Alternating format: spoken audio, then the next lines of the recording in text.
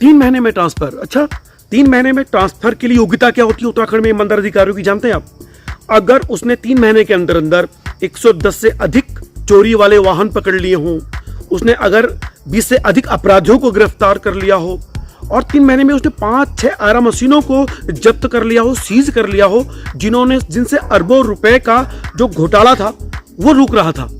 और सबसे बड़ी बात यह है कि ऐसे अधिकारी जो इन खनन माफियाओं की, इन लकड़ी चोरी माफियाओं की मदद करते थे, उनकी हेल्प करने वाले अधिकारियों को सस्पेंड कर दिया। अगर ये सब योग्यताएं आप में है तो 3 महीने में उत्तराखंड में आपका ट्रांसफर हो सकता है। ये उत्तराखंड के संविधान में लिखा है रूटीन ट्रांसफर के नाम से। जानते हैं ये सब उत्तराखंड में हो रहा है। देखिए इस वीडियो को अंत तक। हाय मैं रवि के बिंदास बोल में आपका स्वागत है।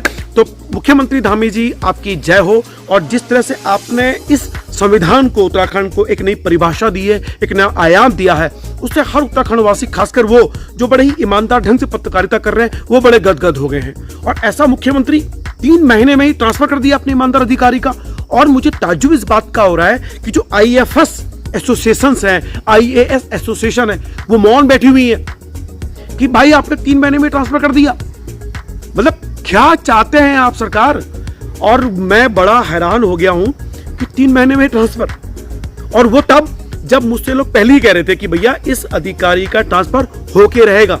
मैंने कहा नहीं भाई, हमारे मुख्यमंत्री ईमानदार हैं, किसी हाल में नहीं होने देंगे। कह रहे आपके मुख्यमंत्री ईमानदार है इसलिए ट्रांसफर होके रहेगा। तो मैंने कहा कह रहे वो ईमानदार किसके लिए है? उत्तराखंड के लिए नहीं है, हमारे लिए है। ऐसा लोग कह रहे थे।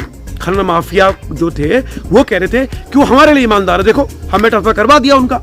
अब खनन माफियाओं की खबर बहुत दिनों से चली आ रही थी कि खनन माफियाओं के दबाव में एक ईमानदार अधिकारी का ट्रांसफर हो सकता है, हो सकता है, हो सकता है। और जैसे ही तराई पश्चिमी वन प्रभाग में खनन की तारीखें खुलनी शुरू हो जाएंगी, कोसी खुलना शुरू हो जाएगी, उसी दिन से 1 हफ्ता पहले इनका ट्रांसफर 100% होगा। और देखिए हो भी गया ट्रांसफर। तो खनन माफिया कितने स्ट्रांग है देखिए अब। तो उन्होंने जो कहा कि हमारे मुख्यमंत्री ईमानदार हैं हम लोगों के लिए, माफियाओं के लिए, उसकी उन्होंने पुष्टि कर दी है। मैं बड़ा हैरान हो गया।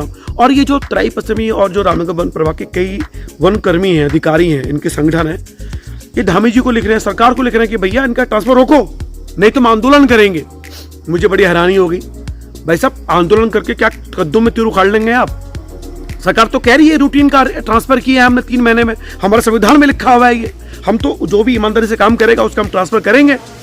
ऐसा मैं नहीं कह रहा हूँ साहब, ये तो ट्रांसफर दिख गया ना। ये तो उदाहरण के तौर पर एक लकीर खिंच गई है कि जितने भी ईमानदार अधिकारी हैं उत्तराखंड में, उनको सबक है कि अगर आपने ईमानदारी दिखाई तो आपको तुरंत ट्रांसफर कर दिया जाएगा जहां आप हैं। इसलिए ईमानदारी मत कीजिए। क्यों ना तकलीफ झेल रहे हैं आप? तकलीफ क्यों कर रहे हैं बेचारी आप? अपने आराम से बैठिए, हम भी खा रहे हैं, उन्हें भी खाने दीजिए, आप भी खाइए। लेकिन हाँ, ज्यादा ईमानदारी दिखाई, ज्यादा नौकरी करने की कोशिश करी तो हम आपको आपकी जगह में रहने नहीं देंगे। तो उत्तराखंड की सरकार का एक सख्त खुला संदेश है उन अधिकारियों को जो ईमानदारी से काम करना चाहते हैं। और ये मुझे लगता है कि उत्तराखंड के संविधान में ये स्पष्ट रूप से लिखा गया है, जो कभी सामने आ नहीं पाया, जो इस तरह से सामने आया है। अब चूंकि मैं तो आंदोलन से जुड़े हुए पत्रकार हैं, उत्तराखंड आंदोलन में हमने एड़ियां घिसी हैं, अपनी जिंदगी की दिशा मोड़ दी, तो जब हम ये देखते हैं तो रहा नहीं जाता। तो क्या करें? तो सरकार की ऐसी ईमानदारी की तारीफ करनी पड़ती है कि वो माफिया जो अब खुले में चल रहे हैं और उन वन कर्मियों को चिढ़ा रहे हैं कि देखो तुम्हारे ईमानदार बॉस के हमने ट्रांसफर करा दिया है, क्या कर दिए उसके हाल, और दिखाओ ईमानदारी। और वो बेचारे जो वन कर्मी हैं वो बेचारे आंदोलन खेल रहे हैं। वो कोशिश कर रहे हैं कि उनका ट्रांसफर रुकवा देंगे और वापस से अपना जो सम्मान है, जो इन 4 महीनों में वापस आया था और अब इन 4-5 दिनों में वापस डगमगा गया है, गिर गया है, उसको फिर लाएंगे। इस अधिकारी को जिसको ट्रांसफर कर दिया 3 महीने में उसकी ईमानदारी के कारण, उसको हम वापस इस जमीन पर, इस तराई पश्चिमी वन प्रभाग में रोक के रखेंगे और इन माफियाओं पे नकेल कसेंगे। तो माफियाओं पे तो नकेल कसेगी नहीं, क्योंकि हमारे ईमानदार मुख्यमंत्री ने वो करके दिखा दिया है। और जितने भी माफिया हैं, खनन माफिया, वो बड़े खुश हैं और बहुत जल्दी कोसी खुलने वाली है। और मुझे लगता भी है कि जितने भी ईमानदार अधिकारी हैं उनको एक संदेश दे दिया गया है। और मुझसे कई बार ये कहा जाता है रवि कि देखो मुझे बताते हैं कि देखो ये अधिकारी बेईमान है, ये SHO ये खराब कर रहा है, पुलिस वाले ने यहाँ गिरफ्तारी करके वहाँ दिखा दी, इस पर रिपोर्टिंग करो। मैं कहता हूँ भाई साहब, इन अधिकारियों को मत सुधारो, ऊपर जो नेता है ना सफेद पोश, उन नेताओं को सुधारने की आवश्यकता है। मैं इन अधिकारियों पर कभी रिपोर्टिंग नहीं करने जाऊंगा, मैं अपने नेताओं पर रिपोर्टिंग करूंगा, क्योंकि इन नेताओं को हम चुन रहे हैं। अगर ये नेता अपने अधिकारियों को नहीं सुधार सकते तो क्या करें। पर यहां तो जो ईमानदार अधिकारी हैं उनका ही मनोबल तोड़ने की कोशिश कर रही है हमारी ही चुनी सरकार, हमारी ईमानदार सरकार। तो क्या उम्मीद करिएगा कि जो बाकी अधिकारी हैं, क्या वो ईमानदारी का दामन थाम पाएंगे हमेशा के लिए? किसी कीमत पर नहीं। तो कभी जब आप मुझसे ये कहते हैं फोन करके कि उस अधिकारी ने ये कर दिया है, उस अधिकारी ने वो कर दिया है, माफी दीजिएगा मुझे, मैं ऐसे अधिकारियों पर कभी भी कोई रिपोर्टिंग नहीं करने वाला हूं। जो अधिकारी रिश्वत खाते हैं या जो अधिकारी गलत कर रहे हैं, किसी कीमत पर नहीं करने वाला हूं। और उन पत्रकार को भी कहना चाहता हूं कि उन अधिकारियों की पोल आप कभी मत खोलिएगा।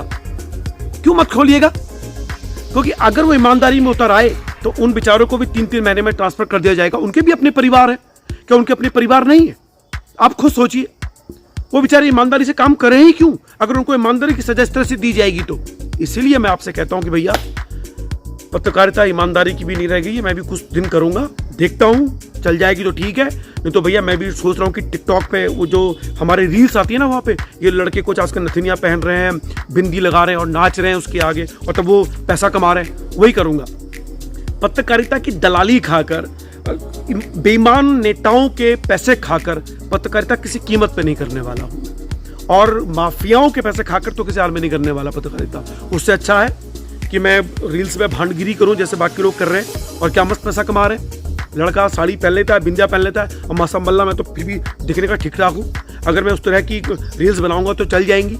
ऐसी बेईमान पत्रकारिता से करना बेहतर है कि मैं ईमानदार पत्रकारिता करता चले जाऊं, भूखे भले ही मर जाऊं, ताकि उन नेताओं को मैं सिखा सकूं कि देखिए आंदोलन से जुड़े हुए लोग हैं, हिम्मत नहीं हारने वाले हैं। और उन पत्रकारों से भी कहना चाहता हूं कि भाई साहब थोड़ी सी तो इज्जत रख लीजिए, ऐसे नेताओं की पोल खोलिए, इन अधिकारियों की पोल खोलने से कोई फायदा नहीं है। सिर्फ ईमानदार अधिकारियों को प्रमोट कीजिए, जो ईमानदार अधिकारी है उनको सामने लाइए। हमारे अधिकारियों को सुधरने की आवश्यकता नहीं है, इस समय सुधरने की जरूरत है नेताओं को। वो सुधर गए, ये उत्तराखंड सुधर जाए। हाँ, मैं आपसे ये भी नहीं कह रहा हूँ कि मेरे चैनल को सब्सक्राइब करो, मेरे वीडियो को शेयर और लाइक करो, आप करते नहीं हो, क्योंकि आपको क्यों करोगे बेचारे, है कि नहीं है? क्योंकि आप तो उन्हीं के वीडियो शेयर लाइक करोगे जो टिकटॉकर्स होते हैं, रील्स वाले होते हैं, उन्हीं को प्रमोट करोगे, वो पैसा भी कमाते हैं बेचारे यूट्यूब। हमारा एक साधन होता है कि गूगल से हमें पैसा मिलता है, हम उसके कारण ये रिस्क लेते हैं। लेकिन अब आप हमारे वीडियो शेयर नहीं करोगे इस टाइप को, तो हम क्या करेंगे? हम भी रील्स बनाएंगे, नथिया पहनेंगे, ठीक है ना? फिलहाल रवि के बिंदास बोल देखते रहिए। जय उत्तराखंड।